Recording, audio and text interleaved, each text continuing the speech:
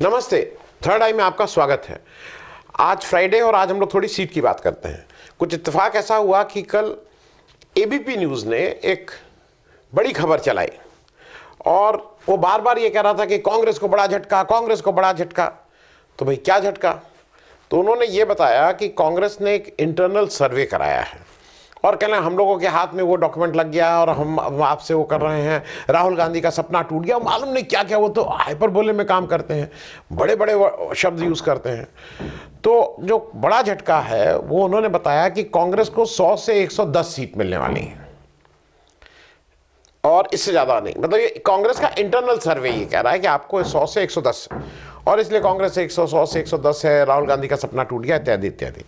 मेरे हिसाब से अगर कांग्रेस 100 का आंकड़ा पार करती है 2024 में, तो बीजेपी को क्लियर मेजॉरिटी नहीं मिल रही है। इसको कोई भी गार्ड बांध के रख सकता है, ये कोई वो नहीं है। अगर मैं फिर कह रहा हूं, कांग्रेस 100 पार करती है, बीजेपी 272 का आंकड़ा नहीं छू पाएगी, दैट इज फॉर श्योर।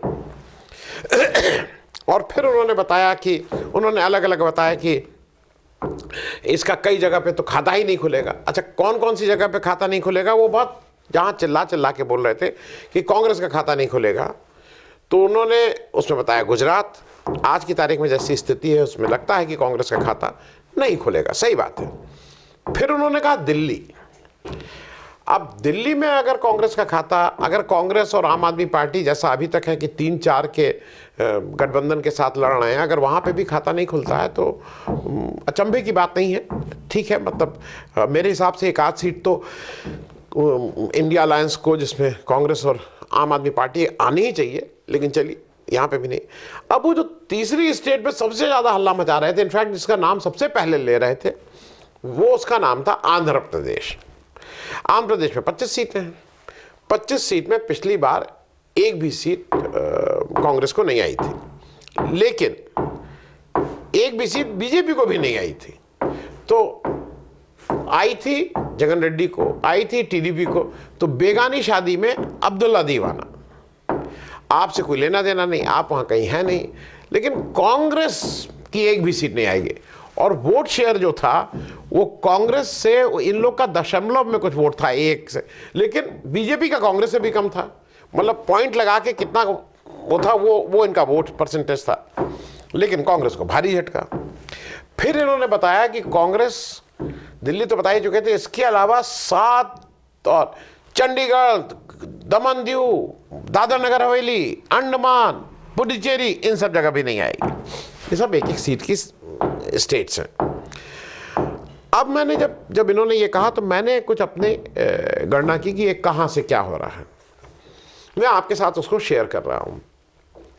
और एज थिंग्स स्टैंड टुडे, आज जिस जगह हम खड़े हैं 9 फरवरी 2024 में, नीतीश कुमार इंडिया अलायंस से निकल चुके हैं, जयंत चौधरी इंडिया अलायंस में हैं, शरद पवार इंडिया अलायंस में हैं। गिवन ऑल दीज थिंग्स, देखिए अब कल के दिन जैसे बीजेपी तो कुछ भी कह सकती है, अगर डीएमके बीजेपी के साथ चला जाए, अगर कम्युनिस्ट पार्टी बीजेपी के साथ चली जाए, अगर शरद पवार उद्धव ठाकरे बीजेपी के साथ चले जाएं, ममता दीदी बीजेपी के साथ चले जाएं, लालू यादव बीजेपी के साथ चले जाएं, हेमंत सोरेन बीजेपी के साथ चले जाएं, तब तो फिर कोई बहस नहीं है।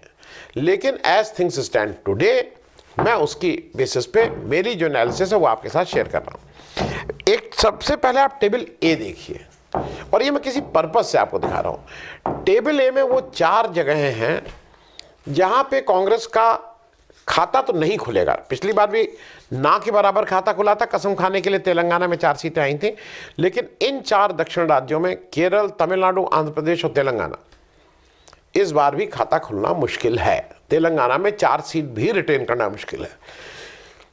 ये कुल सीटें हैं 20 सीटें केरल में, तमिलनाडु में 39 सीट, आंध्र प्रदेश में 25 सीट, तेलंगाना में 17 सीट, कुल 101 सीट हैं। पिछली बार बीजेपी को 4 सीट मिली थी। मैं अभी बीजेपी 272 का आंकड़ा नहीं छू रहा है, पहले इस पे हम आप बात कर लें। इसमें मोटा मोटी मेरे ख्याल में जो मतलब ऑब्जेक्टिवली इसकी बात कर रहा है, जिसके जो एक किसी पार्टी विशेष के लिए आग्रह नहीं है जिसके मन में, वो इससे कमोबेश अग्री करेगा कि यहाँ इन 4 स्टेट में कुछ होने वाला नहीं। 4 सीट तेलंगाना आई थी, वो मेरे ख्याल में कम ही होंगे। अब आप आ जाइए टेबल बी पे। टेबल बी वो है जहाँ पे कर्नाटक को छोड़ के बाकी 4 राज्यों में इंडिया अलायंस के ऊपर बहुत दारोमदार है कि वो कितना अच्छा परफॉर्म करते हैं। ये है Maharashtra 48 seat, West Bengal 42 seat, Bihar 40 seat, Karnataka 25 seat और झारखंड 14 सीट। ये कुल सीटें होती हैं 169। पिछली इलेक्शन में 2019 में बीजेपी ने यहां से कुल सीटें प्राप्त की थी 94। अब जरा स्टेट वाइज हम लोग वो कर लें। महाराष्ट्र में बीजेपी ने 48 सीटों में शिवसेना के साथ मिलकर लड़ी थी। आज की जो हालात थे और जिस तरह से मैं देख रहा हूं, अब भाई कल के दिन कोई कहे कि नहीं शरद पवार तो is a spent force, Uddhav Thackeray को तो कोई वोट ही नहीं मिलेगा, लेकिन जैसी चीज़ें आज खड़ी हुई हैं उसके अनुसार बीजेपी को मैं महाराष्ट्र में किसी भी हालत में 20 सीट से ज़्यादा नहीं दे रहा हूँ। इससे कितने, और मैं थोड़ा लिबरल होकर सीट से दे रहा हूँ, मतलब इसलिए कि 20 सीट से ज़्यादा नहीं दे रहा हूँ।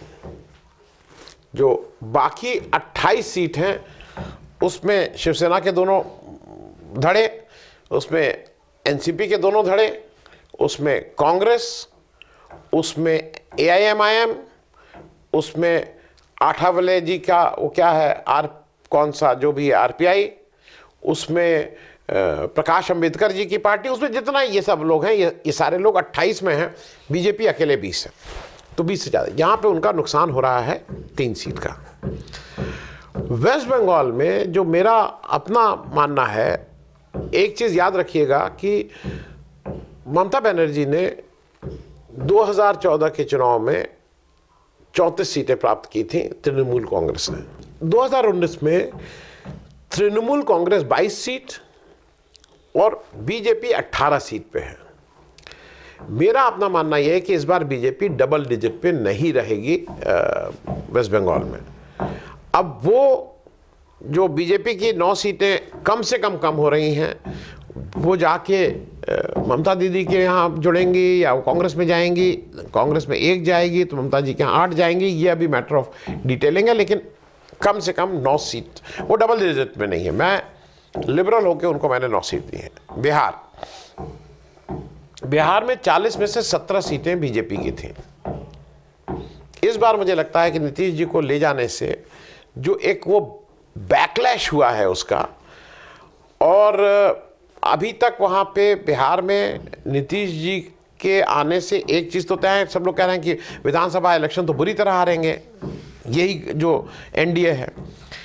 2024 में इसका कितना नुकसान हुआ है ये गेज करने के बाद मेरे हिसाब से बीजेपी अकेले की 10 सीट से ज़्यादा नहीं आएंगे। मैं 10 सीट यहाँ दे रहा हूँ।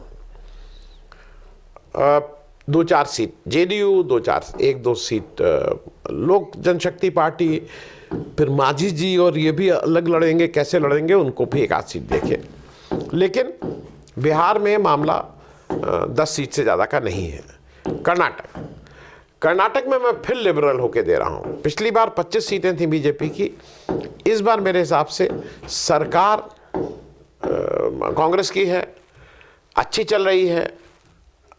बीजेपी वहाँ मेरे हिसाब से 25 में से 10 से ज़्यादा सीटें नहीं आएंगी, वो 10 से कम भी हो सकती हैं, लेकिन I am on a higher side 10 seat. Jharkhand में पिछली बार बीजेपी ने 14 में से 11 सीटें जीती थी, तभी वो 169 में 94 सीटें जीते थे।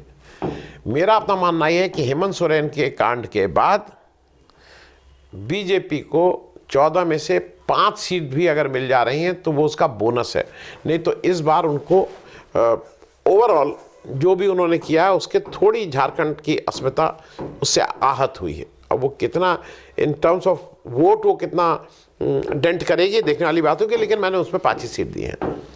तो इन 5 राज्यों में मेरे हिसाब से बीजेपी को 54 सीट से ज़्यादा नहीं आएगा। तो अगर 54 सीट से ज़्यादा नहीं आएगा तो पिछली बार 94 मिला था, 40 सीट का नेट लॉस है। अब एक फिगर और देख लीजिए, इसमें मैंने लिखा नहीं है लेकिन आप खुद कैलकुलेट कर लीजिए। लोकसभा में कुल 543 सीटें हैं। अब उसमें से 101 सीट आपने ऊपर का टेबल ए की कम कर दीजिए, जहां पे दक्षिण के राज्य हैं, कोई मतलब नहीं। 169 सीट 169 आप इन राज्यों पे की कम कर दीजिए जहां कर्नाटक छोड़ के बाकी जगह रीजनल पार्टीज बहुत ही स्ट्रांग हैं। और झारखंड और बिहार में जो गठबंधन है वो पूरी तरह से इन प्लेस है, महाराष्ट्र में इन प्लेस है। तो ये 101 और 169 मिल के होते हैं 270। तो अब अगर 543 में 270 सीटें आप कम करते हैं, मतलब जो यहाँ हमने जिस पे चर्चा कर ली, तो होती हैं 273 सीटें। अब जरा मैंने आपसे जैसा कहा था कि टेबल ए में आप देख रहे हैं कि 4 से ज़्यादा सीटें बीजेपी नहीं है। टेबल बी में अब बीजेपी का 94 में से 54 सीट का मेरे हिसाब से है टेबल बी में, 40 सीटों का लॉस है।